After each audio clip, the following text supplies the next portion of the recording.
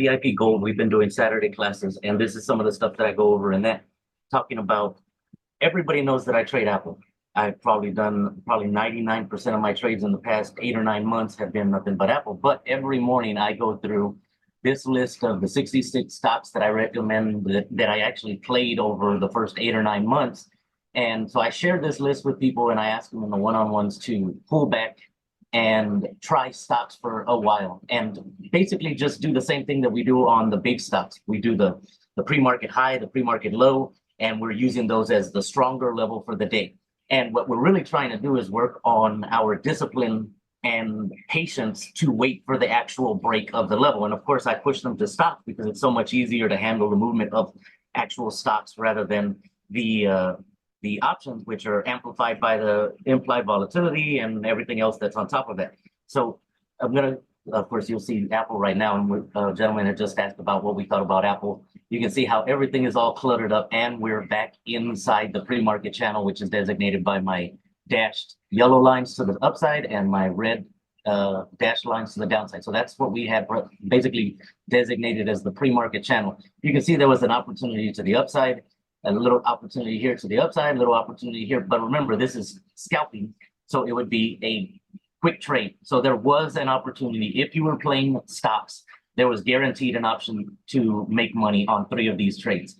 But in options, because of the buying on the gamma and this immediate drop, there was probably no benefit for the average trader here. The same thing happened here. You could have bought on a large gamma candle. This would have eaten you up, and by the time you panicked and sold out, you might have gotten some type of profit. This one had a little bit better potential, and you can see that it was a pretty large drive up from there. But what we're going to end up doing now is, if we go back to the small stocks that I map out every single day, and of course, like I said, I put in this extra time every morning just to keep my sharpness up, just to reinforce that I'm telling everybody to put in the extra work. So I'm doing the same exact thing to myself. And so each morning I go through these stocks. I look for heavier consolidation like we do on the bigger stocks, and I set up my support and resistance lines based on that. Depending on the time of day I'm doing it, it's usually between roughly about the 8:30 to the 9 o'clock time Eastern. So you'll see this one actually, you say, well, if you do it about 9 o'clock, that's way over here. But I had this peak down. But when I actually look back, I'm looking for more history. And I was basing it off of these humps here because it had to have been pretty decent resistance on the way up for the kind of flatline and then drop back down, flatline, and then another substantial drop after that. And you can see how it kind of was touched a couple of times here, touched around here. And then while I was setting up my time, it was about 8 o'clock, we were talking about 9 o'clock. I was setting it up around this time. So I had a little bit more of a peak here, a little bit more of a peak here. I had more history following this peak, and I had less history following this one. So that's why you'll see that it's just past it. And I'm basically checking them each evening to see what happened. How did they play out? Did I make the right choices? Is there something I might have missed by doing more homework? Like, I can guarantee you, even though I don't have anything else marked up, there was probably something from previous history in this area. There was probably something in previous history in this area. Each one of these little spikes, there was probably previous history. I'm trying to prove the point that if you do the most basic work and work on disciplines first, you'll see more and more often that there's opportunities to make money. So of course, even this one, there was an opportunity to make money on the upside, a little bit of an opportunity on this one, a little bit of an opportunity on that one. And of course, if you were playing options in some of these smaller stocks and they're within your budget and you're familiar with the way that options work, there was actually a opportunity to make money to the downside. Now I'm going to just go start scrolling through these, and we'll see how those have played out. And of course, I'm really pushing towards stocks. So we're looking for the upward momentum, and we can point out the opportunities if they are playing what's it called, options as well. So for me, based off of the history I had here, and then I actually probably had, so I had this peak right here, and I had more history backing it up. And if I scroll further back, there was probably another drop somewhere over there that touched on it as well. So that was the level that I had. And you'll see how there was a little bit of an opportunity to the upside. I think this might have been a previous one that I don't need. So you can see there was a previous little bit of a jump here. Now we get back into the pre-market channel. We're coming back up to that same level. So this would be one that you would be watching and saying, okay, well, I know earlier there was at least an opportunity and there was a sign of strength to push to the upside. The only difference we're seeing here is we're fighting VWAP and the previous level. So this one might have a better pop because we're actually maintaining above VWAP and you're able to get over the pre-market designated level.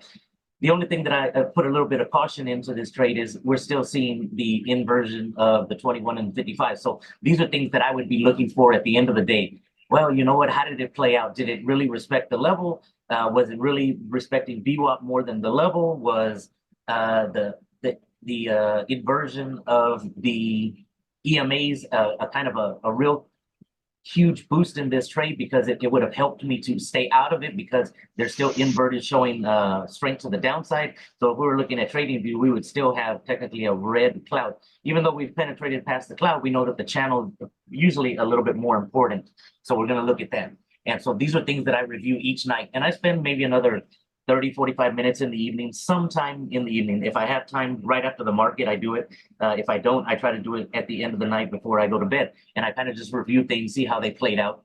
And then I do that extra work each morning, resetting up my lines and start all over again. And like I said, I don't trade any of these things. I do it because, of course, I've asked people to watch them. And sometimes they'll ask me, they'll send me one of the messages in Zoom and they'll say, hey, I'm watching this stock today, or I'm watching these two stocks today. Do you have lines that you, or they'll ask, what was your levels? And I put the levels because I have done the extra time to get the levels for those. And they know since I'm preaching to them to have those levels, I usually have those levels already set up. I want to give it a second to see if anything does happen here. And like I said, the only thing I'm kind of worried about is because we're still seeing some residual sell here, but we could get a nice little boost because we are breaking VWAP and we would be breaking the pre-market designated level. The only thing I'm seeing is 3 touches right here. There might have been previous history that might have been a little bit stronger. If we did more homework, we might see that there was actually a spot a little bit higher that was stronger in the larger time frame. And we can always come back to that one in a few minutes. And that's the other benefit of these things. They move so damn slow. You can interpret them a little bit better when you're actually getting into these plays instead of something that's so volatile, whipping all over the place, scaring you out of even getting into the trade.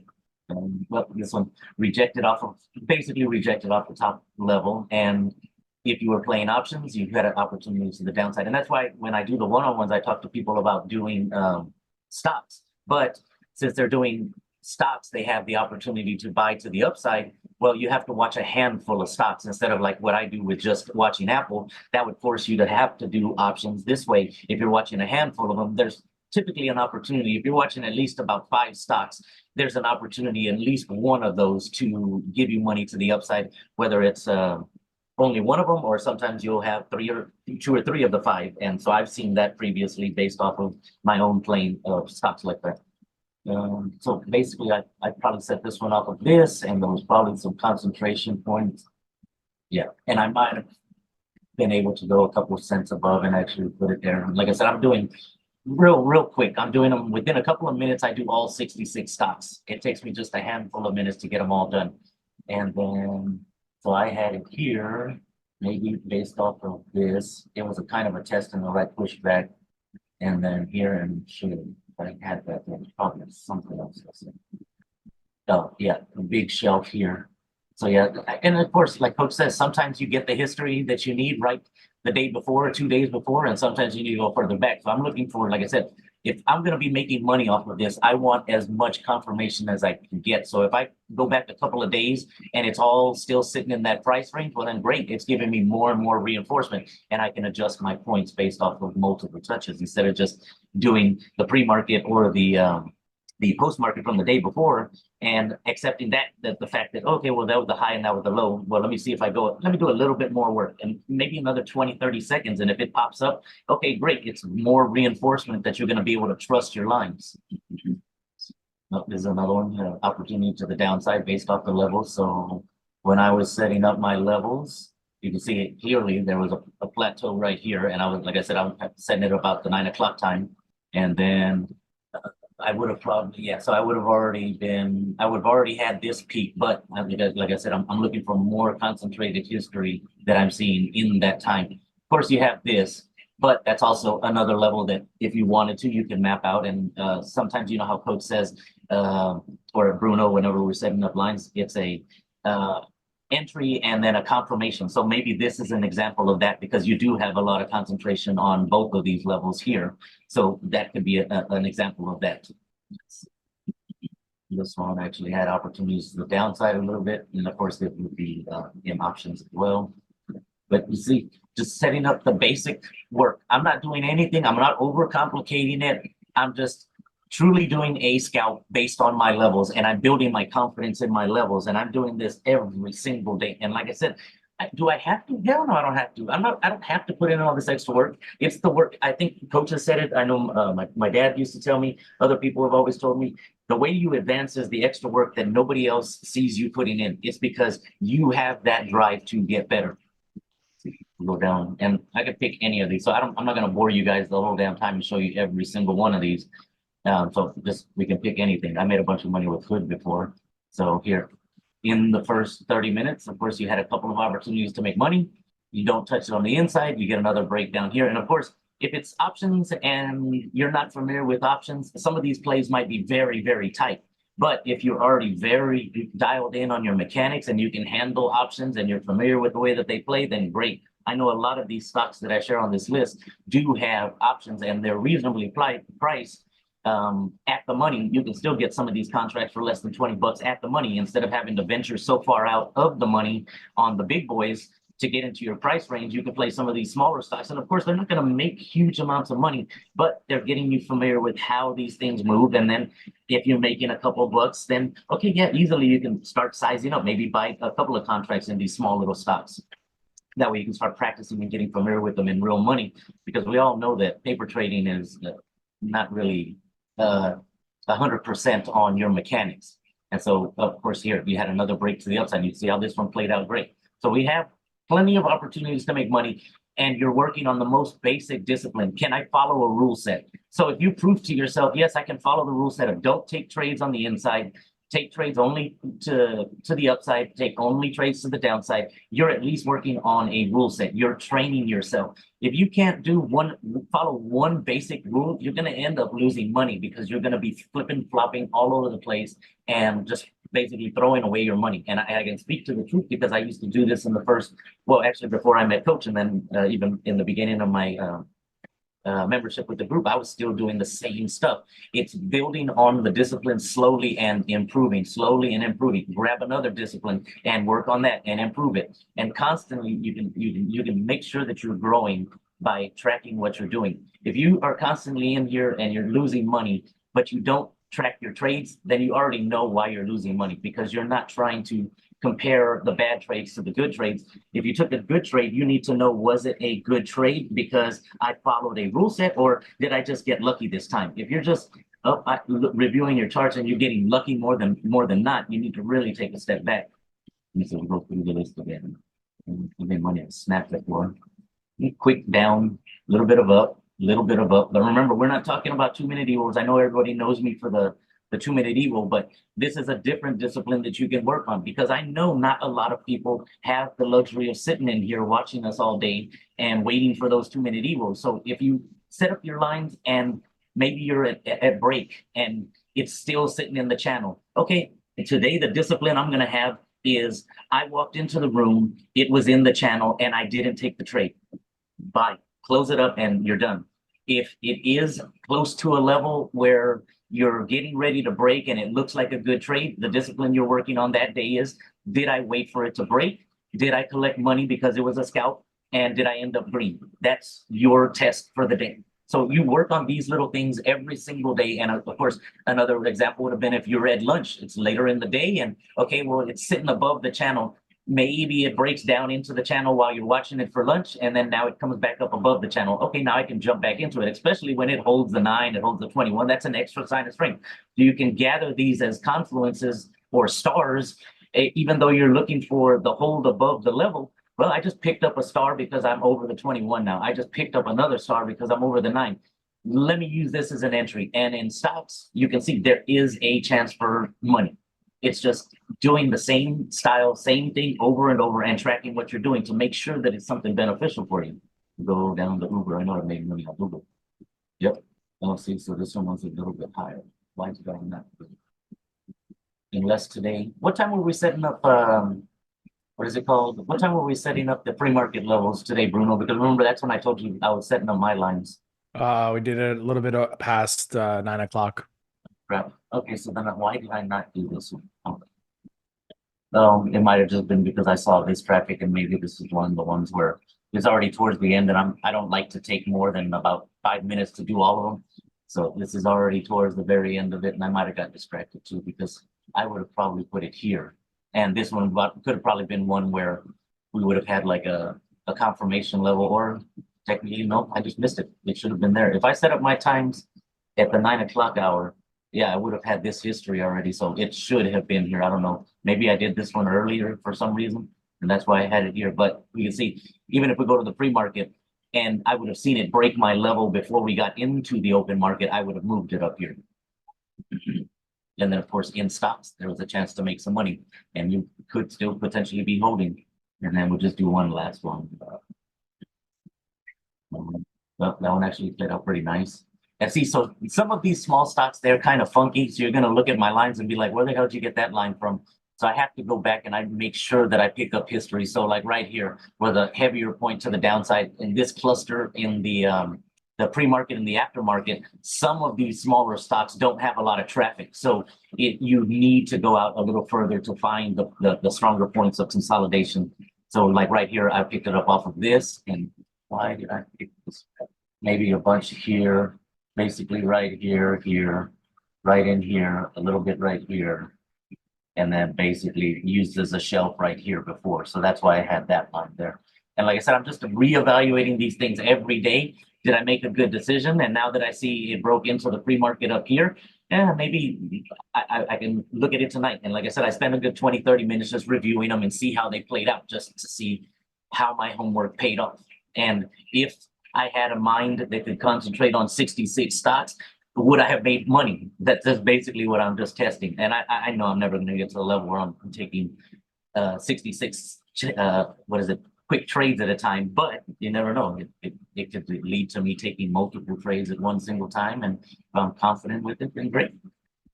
That's basically all I had, Bruno. All right. What do you want to name this so I could put this somewhere? Well, just piggybacking on pre-market levels, but it's basically that's all it was, is just only working on pre-market levels and making sure you're really working on the discipline of following a rule set. So I know I talk about the 2-minute evil all the time, but this is also something that we know that levels are very, very critical. We hear millionaires in the room currently making money off of nothing but levels. So you have to accept the fact that levels are very, very important. So like I said, this is more towards a different type of discipline and work on that discipline, because if you can sit in the room while it's in the middle of the chop and not take the trade, you might not think so, but that's a very strong discipline. To avoid the chop is very strong. It's a very strong urge. Of course, the fear of missing out has its own acronym because it's so popular. So sounds good. Looks like you got some hands up. Okay, well, I got a few minutes. I don't know if you're gonna be able to take them.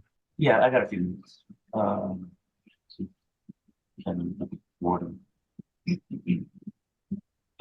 Richard? Did I notice that on some of the smaller stocks, you're actually doing a 1-minute chart instead of a 2-minute chart, or are you always doing a 2-minute? I always try to. I always try to do the 2-minute, but on some of them, because of the amount of traffic that they have, you'll see that it's better to pick up those points in the 1-minute chart. But typically, I try to do everything off the 2-minute. Thank you. That's what he's got me for. Watching everything in the 30-second. I'm on the 15-second chart. Let me see. I think we got one. Awesome job today, David. Awesome thanks. job, buddy. Because that was some choppy crap, and you kept people staying in it. Yep. So you deserve props for that. Well, like I said, I'm always preaching what I try to practice. So I'm putting in the extra work, and if it helps others, so be it. Andrew, you got your hand up? Yeah. So quick question. So so for the lines, you're looking for the pre-market levels on that specific date, right? and then you That- go back and you're looking for a constant, where there's a concentration and where there's a breakthrough. Yeah. So basically what I'm doing is I'm looking at what I can notice in the pre-market, but then I go at least back to pick up more points of history. And like I said, if it's been playing in the same price range for a couple of days, that's pretty strong. That means that everybody that's currently playing can see these lines very easily. Because not very many people travel to very far in the past to get these lines. There's a lot of people that probably do it, but most people are doing this most basic work. Let me jump in here and let me jump in here. And you hear people making money every morning based off of levels because they've already found the discipline to wait for the break of the level. I'm going to go in a little bit larger today, and instead of doing $100 worth of stocks, I'm going to do $200 worth of stocks because they've done 2 weeks, 3 weeks, 4 weeks, and they've already found the discipline of waiting for that level to break. They're not in there sitting in the chop. I guarantee you that if Nate was sitting in the chop getting burned up for the first month, he would have moved on to some other style, but he was working on the discipline to wait for the breaks and wait for the confirmations, and that's what's turned him into a multimillionaire already. Gotcha. Thanks, man. Yeah, Appreciate we say that like 30 times a morning in the Apple chat, like wait for a break of, watch for this, be careful of that level. Gotta do your homework. Well, yeah, and the most important thing is, like I said, you got to be able to identify those levels because it's so critical. I think when you get to a point where if you overcomplicate it, we joke about the technical paralysis.